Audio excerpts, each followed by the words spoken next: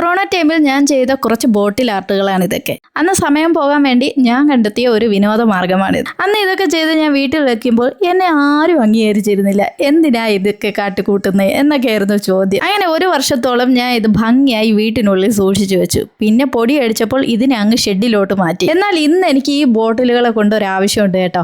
മോന്റെ സ്കൂളിൽ എക്സിബിഷന് വെക്കാൻ വേണ്ടിയിട്ടാണ്. പൊടി പിടിച്ചിരുന്ന് വൃത്തിയാകാൻ മടിച്ചിട്ടാണ് കഴിഞ്ഞ വർഷം മോന് എക്സിബിഷന് വേണ്ടി ഇത് വെക്കാതിരുന്നത്.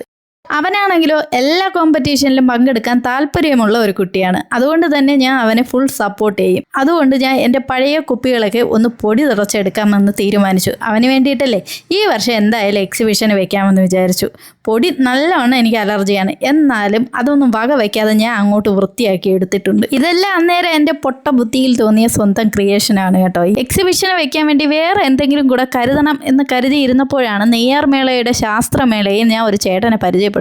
ആ ചേട്ടൻ എന്ത് വേണമെങ്കിലും തരാമെന്ന് പറഞ്ഞിട്ടുണ്ട്.